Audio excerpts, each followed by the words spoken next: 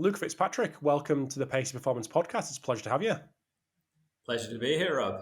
Thank you for coming on, destroying your evening because of the time zones, but I appreciate your time. Anyone who doesn't know who you are, Luke, would you mind just giving us a bit of a bio on you, how you've ended up at Vald, and a little bit, we'll go a bit deep on your role in a minute, but how you've got to where you've got to.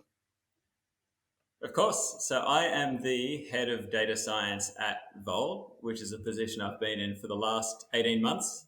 And we have a team of 6 data engineers and data scientists within a company of about 250 people. So my background, I studied maths at university, qualified as an actuary, which is basically someone who quantifies risk. They're often the guys at insurance companies who'll set the pricing and cash reserves so the company doesn't run out of money. So that requires a lot of... I need a bit of that, Luke. I need a bit of that.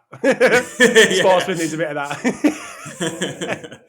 Sorry, mate. Carry on. No, you're right. It's the rigor and curiosity that are central traits of that role, which I've found to be essential skills in data science. And as you can tell, I'm originally from Australia, moved to London like a lot of Aussies do, worked in analytics roles in financial services in the UK and then the US, and now I'm back here in Australia. And I also have the distinction, you'll like this, Rob, I have the distinction of the worst Nordic at Vald. So we have a clinic next door that's a test bed for our products, right? And our physio had to lower the rep detection threshold just to register the Nordic reading. Good work. That's quite the feat. So is there a leaderboard? Is that like up on the wall somewhere at Vald HQ? Where does that live? Where does that knowledge live? We do have leaderboards in Vald Hub, but sadly it's not on the TV. And sadly it's not sorted in ascending order. But the worst thing was I'd spent months deploying these normative data ranges to Vald Hub, right? So it was a kick in the teeth to be told I was in the first percentile.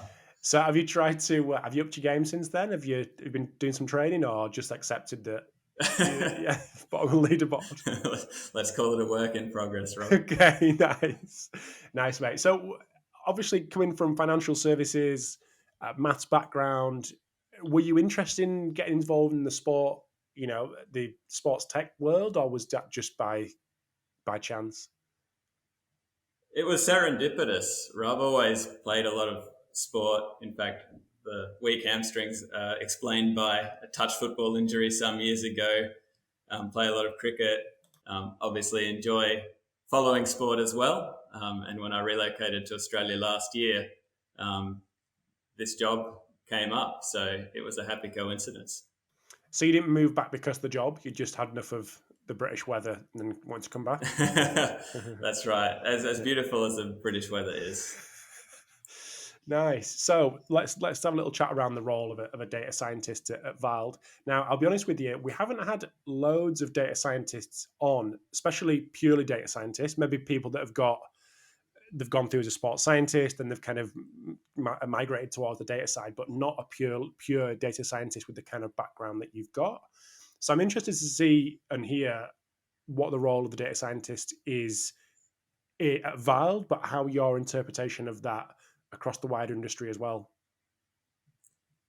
Yeah, well, if you come to the Vald office in Brisbane, I know you've been, and there's this enormous sign painted on the wall, big bright letters, and it says, give the right information for the right decision at the right time.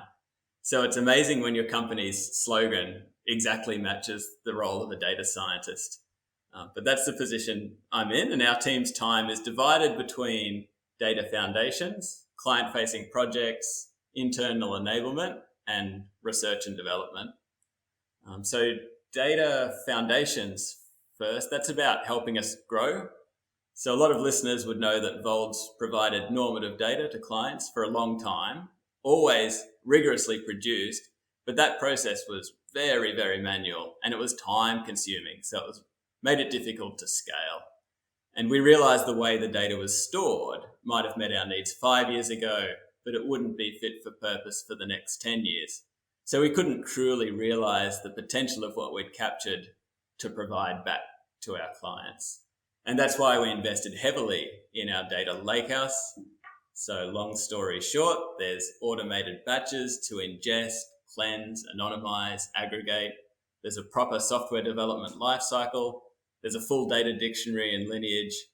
And we can apply fine-grained access control for every group of users. So it's great. We're seeing value already, but even more excited by the future capability that it brings. So that's the foundations. We also spend loads of time on client-facing projects like dynamic normative data that displays alongside test results in Vald hubs, as well as standalone normative data reports for more detailed analysis and data access for our clients. After that, there's internal enablement, where we'll surface usage information that guides product strategy. We'll support the commercial team by identifying at-risk clients or setting up alerts for missing devices, stuff that helps the business run smoothly. And finally, R&D. So we have researchers whose skill sets straddle biomechanics and data science. So they'll spend their time formulating, testing hypotheses that could change the game in future. Example being relationships between different metrics and how that translates to injury risk. Sorry to bring this down to my level, Luke. On the foundations section that you mentioned there was a bit of terminology that common listeners of the podcast may not be au fait with. Would you mind just bring it down to my level, if that's all right? Of course. So lake house. Yes. Go. If you wind the clock back a couple of years, all of our data was stored in the source SQL databases in which the data was captured by the products. So that was great for serving that product, but it wasn't great if you needed to bring the data together like analysts need to. So we partnered with a cloud provider, which happens to be Azure Databricks, and that is their specialty, ingesting data from numerous sources, cleansing it through various stages, from raw data to business-ready aggregates, and then serving that to various endpoints, whether you're plugging it into a Power BI report, interacting with the data directly in Databricks SQL, or serving it through other endpoints, such as APIs, and in future through machine learning models. So you can think of the lakehouse as being a combination of data warehouse, which you might have heard, which is a very structured database, and a data lake, which is a different term, which is more unstructured, where users can almost upload their own data sources more readily with less governance. It combines the structure of a data warehouse with the governance of a data lake. So in terms of the cleansing side of things, and this is probably going the opposite, this is going to a territory where I'm getting slightly uncomfortable. How much cleansing is going on between client using the tech with their athletes and putting it through this system that you've just described to then be able to be used in the normative data that we're going to have a little chat around later on? What does that full process look like? Because a Nordic is 300 on the right leg and 302 on the left leg. Like, what does that look like coming through that process and then into the back end? Yeah, I'm happy to share that cleansing process that we undertake, because I'm very often asked, how do you ensure your normative data is trustworthy? And it is a critical question for us. Like, our users rely on the insights. The insights are only as good as their underlying data. And we always find that sports scientists have an extremely good nose for what the sense of normative values is. So the pressure's on us. And you can think of it as being like a funnel that starts with 100% of raw data and gradually filters to improve the quality. So often we might end up with less than 60% of the tests that we started with, but we've got a bit less data, but a lot more data integrity. So the first thing we'll do is publish clear test protocols with good documentation and user training. So that's our first line of defense against bad data. But then after that, it's those cleansing steps within the product, apps, and the lakehouse that we've been talking about. So there's safeguards in the apps that will reject results that are clearly spurious. Even if not, we'll always give the user the option whether to delete those tests.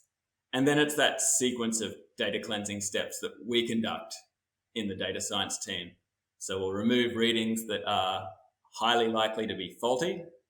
Happily, there's not many of them, certainly not your 300 Newton example. We'll review profile metadata with a fine-tooth comb. So tests where the profile or athlete's date of birth or sex is missing or likely to be incorrect. And then the really forensic data cleansing steps in Azure Databricks. One example, we would screen tests with a high variability between repetitions. So if you perform 2 reps and one reading is 10 times higher than the second, then chances are one or both trials is not representative of that population. Also, deduplication. So if one athlete is conducting, 100 reps, we don't want them weighted 100 times in the normative data sample. It is forensic, perhaps more than many practitioners would have thought of, but it shows that we do take data quality seriously, and hopefully that's what gives practitioners the confidence to keep trusting the insights. So from data quality I can't not mention data security as well. And this is a big thing for clients, especially the high-end clients, the many high-end clients that you guys will work with. What's the process around security, and is there any big, I suppose, common questions that you get from clients around this topic? Yeah, and that's been front and center for us for a very long time. And we're lucky with both our product databases in SQL and our Azure Databricks that we can inherit the best in breed data security and privacy that these products give us. So common questions we'll get actually come down to norms. So clients will ask about their data. To what extent is it anonymized and aggregated before being fed into the pool of norms that can then benefit those clients as well as others? And the answer is a resounding yes, the data is anonymized and aggregated in its region of origin before going into that pool of creating normative data. Of course, that's only one application. There's a lot of legislation in different jurisdictions governing data security. Obviously, we have contracts with every single one of our clients, and data security team is very on the ball. How do you deal with that? I'm guessing the legislation in the US is different to the UK, which is different to Europe, which is different to Australia, different to the Middle East. That must be a bloody nightmare. Yeah, the perils of being a global company. It forces you to really understand the legislation in each place, and typically will adopt the most conservative interpretation, if you will, so that whatever stance we have is going to work in pretty much definitely all of the jurisdictions. Yeah, nice. So in terms of the access to Vald testing data for clients, obviously they've got it on their Vald Hub or wherever they get it front facing, but what's the most effective way for them to get hold of that testing data? So when it comes to accessing your testing data, our mantra is to meet clients where they are. So if you're a client and you want to see insights served to you on a platter, you can get everything you need from Vald Hub, which is our software platform, lets you visualize all your team's data in one place, one login, and lets you tailor the metrics and tests that are important to you. If you need a bit more flexibility and you're good with Excel, then you can use the results export feature of Vald Hub and export them to a CSV file. And from there, you can conduct your own analysis, choose your own adventure. And then if you're a power user, you might have your own data pipelines or data lakehouse, as many of our high performance teams do. You can retrieve raw testing data through our APIs. So it gets a little more complex to access data this way, but it's extremely flexible, and you can connect it to your preferred analytics or business intelligence tool, be it R, Python, Power BI, or whatever. So I should mention that we're always looking to improve the experience of accessing Vald testing data. We stay really close to client feedback. So if you're listening and you interact with Vald data, then do keep the feedback coming. Is there any common requests from you guys from along this whole process that you commonly get that you could potentially share with us as a bit of an insight into exactly what people are wanting? We think of it along two axes, one of them being the ease with which you can access your data, and the other being the flexibility of the results returned to the client. So I mentioned the two extremes. Vald Hub, incredibly easy, but it doesn't have the full customization that some of the power users want, whereas for the API access, there's a bit of a higher skills barrier. And that's what we're looking at the moment with what the data lakehouse enables us to do in terms of data sharing. There's some protocols that Databricks have that would let us perhaps get an easier way to share data, but also provide more flexible results to clients. And that's usually what they're looking for when they come to us.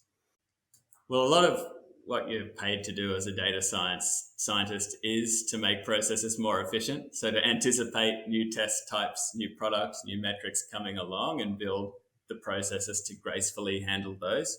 But certainly there is that element of judgment. Just because there's a new test type in the data doesn't mean that there's been enough tests or jumps in order to generate reliable norms for a population. So we need to work with the domain experts, the client success managers, to understand when we have credible data that we're willing to share and publish as norms. And just on that, how, in terms of what's available for clients from a normative data standpoint, how do you decide which metrics you're presenting normative data for and which are moved to the side and not presented? Well, provided we have the data, we can more or less calculate normative data for any metric that we believe the measurements are credible for. The key question is which ones do you present, because everyone's attention span or screen size is only so much. And that's where we lean heavily on the domain experts and the users to tell us what the most important metrics and perhaps test types are. Sometimes it's obvious, like maximum force tends to be a ubiquitous metric, but sometimes that domain knowledge can really be the difference between a new product feature landing and it not. So in terms of the visual in Vald Hub, for example, what is the client seeing? I'm just wanting to visualize this for those non-Vald clients. What are Vald clients seeing when they go through the force frame data, for example? How are they visualizing that normative data alongside their squad data? And what can they do? Like, how can they play around and manipulate and have different views and things like that? There's a few different views that we've got in Vald Hub. One of them we call the profile overview screen. So that's one athlete and a bunch of different tiles laid out in a grid of their latest performance in each test type. And you can customize which metrics you see. And it will show their longitudinal performance on a chart as well as the normative data ranges. So that's a great snapshot of what one athlete looks like. There's also a group dashboard where you can think of it as a chart where along the x-axis you have all of the athletes in your squad and then a bar chart of their latest performance to compare them with one another. And then there's a leaderboard, which has got a lot of traction. That's what you can put up on the TV screen in the gym, ranking all of your athletes by a particular metric. And how, in terms of that normative data again, how granular does that go in terms of comparisons? Does that make sense? It does make sense. Yeah, okay. Because having as much data as we do, not only does it let you access deeper data, but also broader and more granular subpopulations. So we have normative data reports that are available for download for more than 150 different populations, most of them in high-performance sports. What we have at the moment in Vald Hub is only general population norms. So what do you look like compared to the average person? But that's something we'll be looking to expand effectively to bring those two offerings together in Vald Hub soon. Okay, nice. Because if I'm just thinking about my previous life as a football player or wannabe football player. Like, I want to compare myself against people of my age in the same position who've a similar club. So it just kind of, the layers just get more complex, I guess, and that number gets smaller. So that's something that's coming in potentially in Vald Hub later down the line.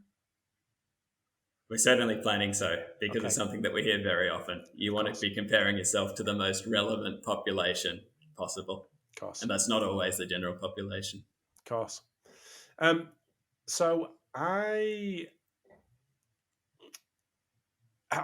people on the podcast and talking about tech and like reliability of data is not the sexiest thing to discuss, but I think it's one thing that comes up all the time. So from that process that you've just described, I know that people get onboarded, they get PDFs with protocols and things like that, but from the other side, seeing it coming in versus actually doing it with the athlete, generating reliable data is obviously super important. Is there any recommendations from your perspective to enable clients to get that, to probably make your process a little bit easier? I know it's not manual, but it makes that process a little bit easier for you because they're getting really, really good data on the front end as much as possible. Absolutely. You've heard the phrase garbage in, garbage out, right? It's one that we live and die by in data science. But there's some pretty basic thing that practitioners can do to help us. One of them I've already mentioned is athlete date of birth and sex. If you're willing to provide that, even just year or month of birth, that allows us to generate the normative data for them to put their results into context. Following test protocols accurately and logging the test type that you said, or recording the test type that you've logged is important, because otherwise the data is garbage. And also using the functionality to delete repetitions that were incorrect for whatever reason. That's going to exclude that data before it even gets to the cloud, and it won't be polluting the data that the client sees. Is there any cool insights? I know you presented at ValdCon, which you mentioned before, that I was lucky enough to attend last year, and very jealous of those that are attending in a couple of weeks. Is there any cool insights that you could kind of pull out from your experience of working with the kind of clients that you do over the last few years that you are allowed to share with us?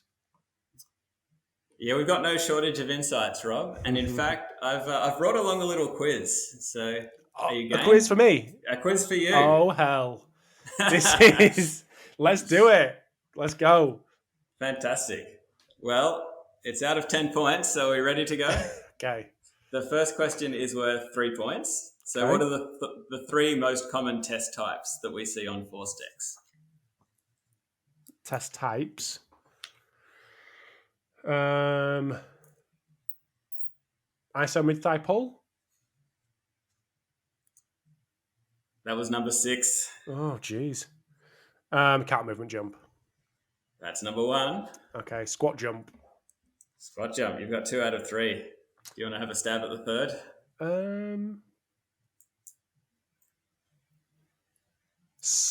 Drop jump. Oh, so close. That was number 4. Oh, what's three? The third one was single leg jump. Oh, single leg like jump. A single leg counter movement jump. Okay. All right. Now we're getting into the norms, though. So the second one is that we recently got into the Olympic spirit here. We looked at counter movement jump results for Olympic sports. So which Olympic sport had the highest counter movement jump height among males? Sprinters. Good guess. It was sport climbing. Oh, geez. Which makes sense when you think about how explosive they are. Yeah. 0 Third points. one's a question about adolescent strength development. We've looked at what age for males and what age for females that we see the largest strength development in a single year as measured by peak power. What do you think that age is for girls and for boys? So the biggest jump within a single year. I don't know, but girls 13, 14, We'll go 14. Girls was 12. 12, okay. Boys 14. Boys 14. You got Boys that. 14. Obviously, that's just the average. There's significant variation between people, but it's cool to see it play out in your own data like that. 100%. Yeah. And the implications for talent identification too. All right, let's move on then. What's the average grip strength among NFL players? And I'll give you a reference point. The average among males in the population is reported as 450 newtons. I'll give you a bit of leeway. I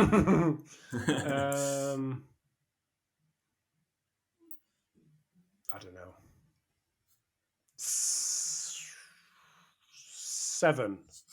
650, 700. You wouldn't believe it. It's 680. So it's between the two numbers you said. Nice. So they're 50% stronger than the average male. Yeah.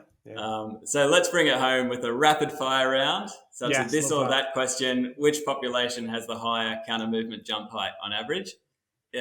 First of all, female soccer players or female track and field athletes? Track and field athletes. Correct. 38 centimeters to 35. Yeah. Female ballet dancers or female golfers? Ballet dancers. Oh, it was golfers. I know. As soon as I said that, killing me. Yeah. And finally, back to the males. Football players, English Premier League or La Liga? Premier League. Premier League scrapes at 39 to 37. So well done, Rob. You got 6 out of 10. I'll take it. I'm going to say that's it. I'll take it. I did not know that was coming, so I'll take 6 out of 10. I'll take distinctly average. That's fine. Okay, that's cool. Love that. Thanks for that, Luke. That not expecting it. So is there without asking any more questions, because I will flip this back, so I'm asking you the questions. Any other things that from that? I know that presentation that you did at ValCon last year went down an absolute storm because people would love this topic. Any other cool insights that you could pick out that may be relevant to listeners? No pressure, if there's not. No, that's all right. Last year, we really drilled down into that adolescent strength development I asked about. Yeah. We found at those crucial ages, 12 for females, 14 for males, the average strength gain in 3 weeks is the same as the amount of strength change that a typical adult, let's say your age, would change in a year. Wow. Rob. So, yeah, just seeing it ripple through the audience, the fact that it's month by month and sometimes week by week, how important it is to monitor changes in strength. That was very powerful. And just in terms of the product suite, and this is maybe not a data science question, this is a Vald performance question, but in terms of data collected, how does that differ across the products? Like, is ForceDex the one that people generate the most tests for because of its applicability across various different applications? Like, what does that look like across products? ForceDex is the most versatile product we have, being a pair of force plates, and it's also the one where we've collected the most data. But NordBoard and ForceFrame are both close to 10 years old now, homegrown, so they have a lot of data as well. And then the newer products, Dynamo and HumanTrack, growing very fast. We've got a lot of Dynamo norms already. And SmartSpeed, of course, is a star of the industry, has been for a long time. Less relevant for normative data for us, as most measurements are just a time in seconds across a 20 or 30 yard sprint or whatever it is. But there's certainly no shortage of data for SmartSpeed when you take into account like lap and split times. Of course. Interesting. Very interesting. So in terms of product development at Vald, like I said, a product or iteration of a product seems to be coming out all the time. But what's your role in that? Well, I should mention that a lot of the time, data is the product at Vald. I think in many ways it's what sets us apart. So I wouldn't be surprised if these data products are as critical to Vald's second decade as the hardware products have been to its first. But zooming out for a moment, I can tell you how data science drives Vald's broader product suite. So typically we'll prioritize product development using the RICE method, which is an acronym for reach, impact, confidence, and effort. And for each of these dimensions, I think data is crucial in helping us understand how clients are using our products. But that is just one part of the equation. So we'll also consider user feedback, emerging technologies in the market, and the domain expertise of our sports scientists and biomechanists. So a good example is the new training mode feature in Force Frame and Nordboard training mode. So as a bit of background, while traditional Vald tests will have a few repetitions at maximum effort, training mode would let clinicians tailor that load to match the muscle quality that they need to improve in the athlete. So something like 3 sets at 10 reps at 60% effort might be prescribed. So we've built reporting that lets our decision makers at Vald see what types of clients are using training mode, how often they're using it, which exercises they're prescribing, whether they're changing the default settings, and so on. So that democratizes the data within our business and gives us a quick feedback loop for the product development. Super, super interesting. So, and this is one from I should have asked at the start. What's the team? What's the size of the team in terms of the data science team? 6 people in the data science team, which is a combination of data scientists who analyze the data and data engineers who move it. And that team is, how long has it been 6? Is it growing? It's growing pretty fast. Okay. It was 2 or 3 this time last year. Oh, wowza. Yeah. Every time I look on LinkedIn, there's someone at Vald sharing that there's new roles going. So yeah, unreal in terms of the growth. And I'd mentioned, I think I mentioned with ValCon last year, I was involved with Vald back in 2016, 17, and I came out to Brisbane, and in the old office, maybe old office, and there was maybe 15 people. And then to come out to Brisbane last year in 2023, and there's, 200 people was absolutely wild. But we've kind of mentioned the reliability side of things and how clients can make the most out of that and increase that as much as possible.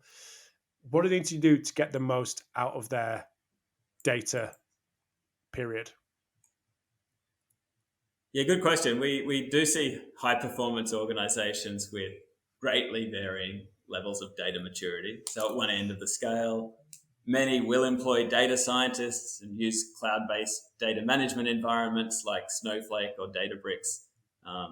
And other times it's one person, literally, who's juggling data analytics among many other responsibilities. Yeah.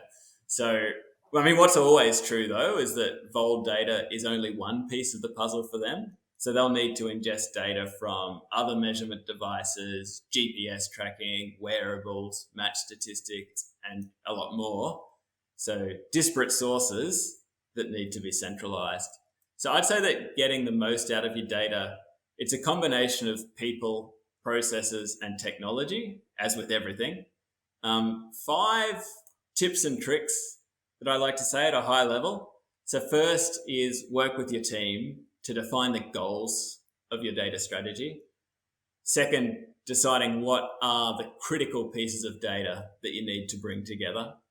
Again, you can't get much value from data in silos. Third is to prioritize data quality and integrity when you're designing processes, and always dedicate the time to automate those processes. Fourth is to document the data and the processes that you've built. So a question I often ask myself is, if a new data scientist joined on Monday, could they pick up the reins? And finally, investing in upskilling yourself. So it'll be good for your organization and good for your future career. So I think that getting the most out of your data requires a real clarity of thinking. So what are the goals and what are the things that need to happen so that analysts can spend their time analyzing data and not fighting it? If you were on the other side and you were the one collecting the data in the high performance organization and you wanted to do that 5th one, you wanted to upskill, where would you be going to enable you to get the best data possible for your organization? It depends where the gaps are. If it's coding skills such as SQL, R, and Python, which tend to be universal skills in data science, there's a wealth of resources online. You only need to type it into a search engine, and frankly, you should be getting it for free. If you've engaged a third-party platform and you're looking for skills more specific to that platform, then you might need to look a little bit harder. But yeah, the important thing is allocating the time and focusing on deliberate training to improve the skills that you need to improve and that will help your organization. So good, Luke. It's I've never been presented with a quiz, so I'm absolutely delighted. Oh, fantastic. Not only am I delighted to talk to you for the last 45 minutes, but to present with a quiz is just different level. But what's next for the data science team at Vald? More norms in 2 words, Rob. We're very happy to have built the capability that we have in the last year or two. And I think that's just going to make things so much more efficient that we can accelerate the value that we give back to all of the users. Amazing. Well, I'm going to let you go because it's only a couple of days until you disappear, miss ValdCon, but come to Europe and do a little trip. But if anyone wants to get in touch about data science generally, or your role at Vald, or Vald itself, where's the best place? Is LinkedIn the best place? LinkedIn's the best place. Always a pleasure, Rob. Perfect. No, thank you very much. I'm going to let you crack on with your evening, and it's a pleasure to chat to you, and look forward to catching up soon. Catch you later, Rob. Thanks, mate.